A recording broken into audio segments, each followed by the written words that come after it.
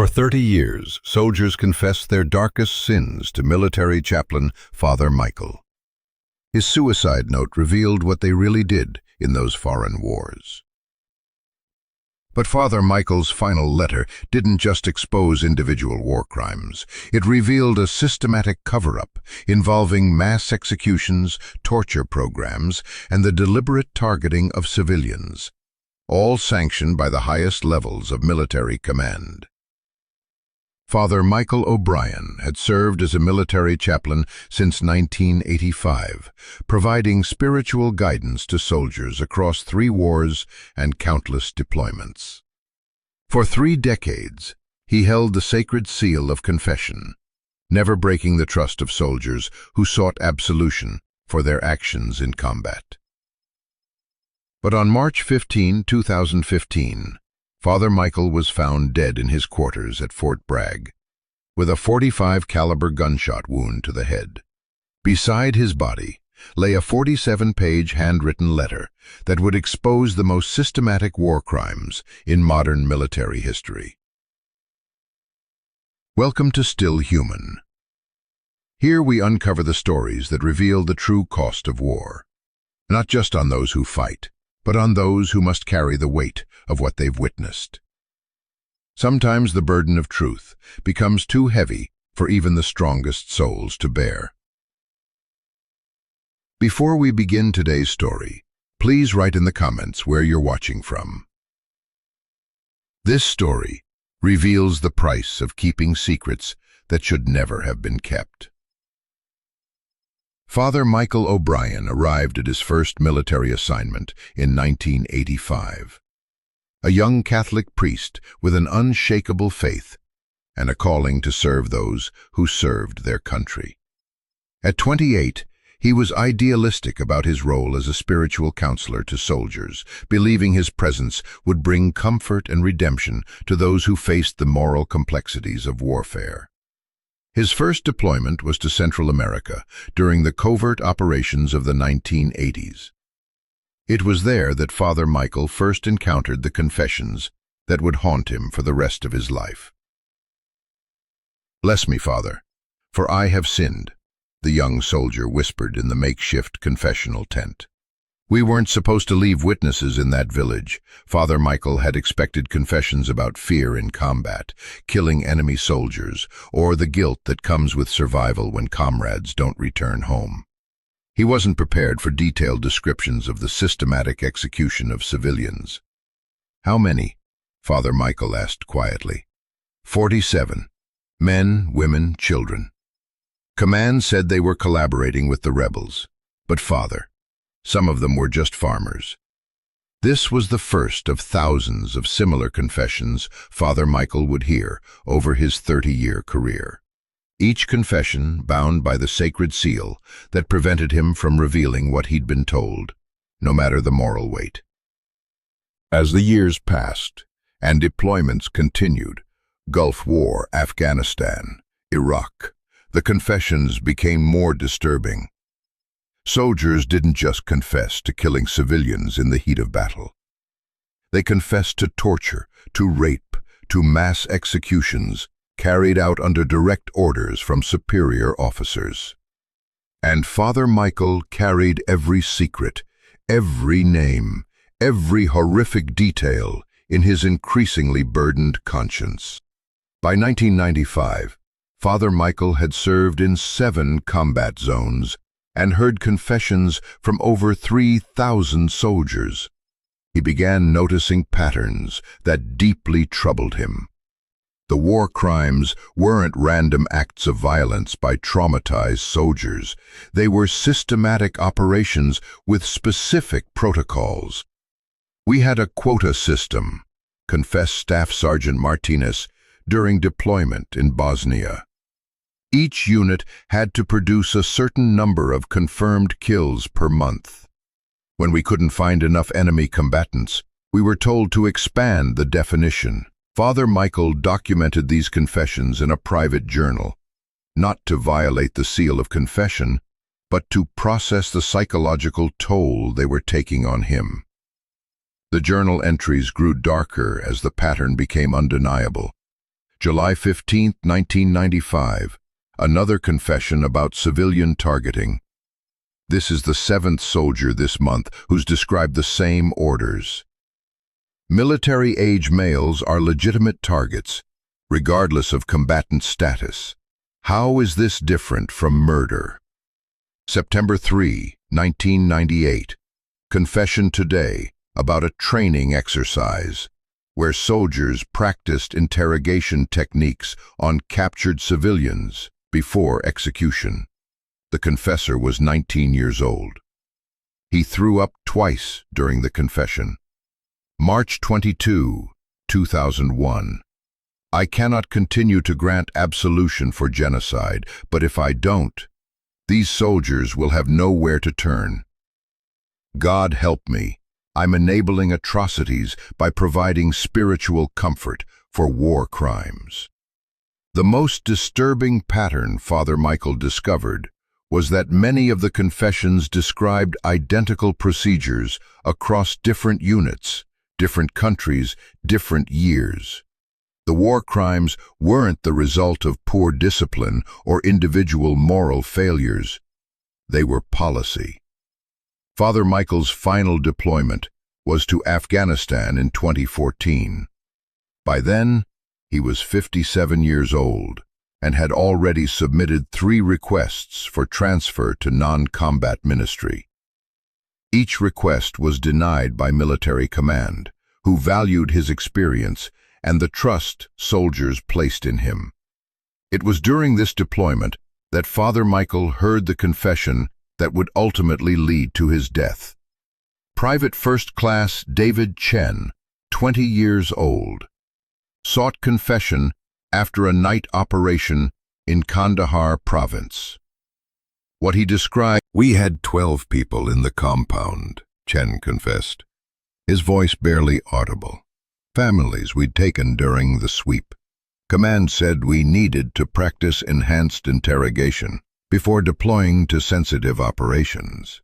Father Michael's hands trembled as he listened to the detailed description of torture techniques practiced on innocent civilians, including children, who were then executed to eliminate witnesses. "How many children?" Father Michael asked. 6. The youngest was maybe 8 years old. "They made us practice psychological pressure techniques on her first, because children break faster, and you can see the methods working." That night, Father Michael wrote in his journal, "I cannot carry this anymore. These aren't sins being confessed. These are crimes against humanity, being committed with institutional approval." The seal of confession was meant to protect penitent sinners, not enable systematic evil. But the breaking point came 3 days later, when Private Chen sought him out again. "Father, I need to confess something else, about the training exercise." "What is it, son?" "I lied to you. It wasn't a one-time thing. We do this every month. Different families, same techniques. And Father, command specifically told us to confess to you afterward." "Why?" "Because they said if we confessed to the chaplain, it would help with psychological processing and unit cohesion. They said you were part of the program." Father Michael's world collapsed in that moment. For 30 years, he had believed he was providing spiritual sanctuary for soldiers struggling with the moral complexities of warfare. Instead, he had been unknowingly serving as a pressure valve in a system designed to enable war crimes. The military wasn't just tolerating the confessions of atrocities, they were encouraging soldiers to confess specifically to maintain their psychological stability so they could continue committing them.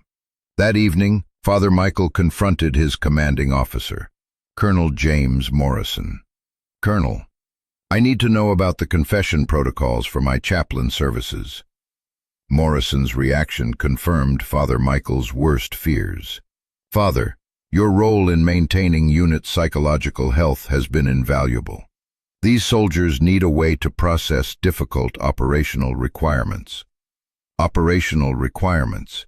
You mean war crimes." "I mean necessary military actions that require psychological support. Your discretion in these matters has been exemplary. Father Michael realized that his 30 years of maintaining the seal of confession hadn't protected soldiers' spiritual welfare. It had protected the military's ability to commit systematic atrocities while maintaining plausible deniability.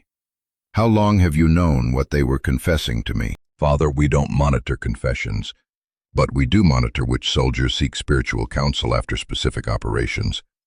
It helps us identify personnel who might need additional psychological support or reassignment. The full scope of the manipulation became clear.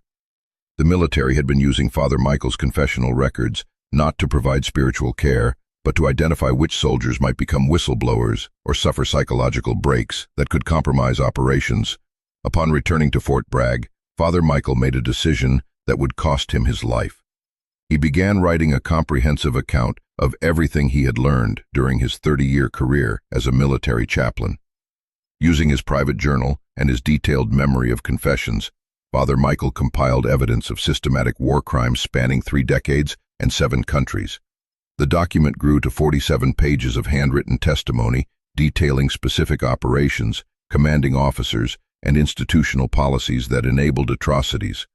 The letter revealed mass execution protocols disguised as combat operations in Central America, Bosnia, Iraq, and Afghanistan. Torture training programs using captured civilians as practice subjects, civilian targeting quotas that required units to kill specific numbers of non-combatants monthly, rape as psychological warfare, systematically employed in occupied territories, medical experimentation conducted on prisoners and captured civilians, organ harvesting operations from prisoners designated as enemy combatants.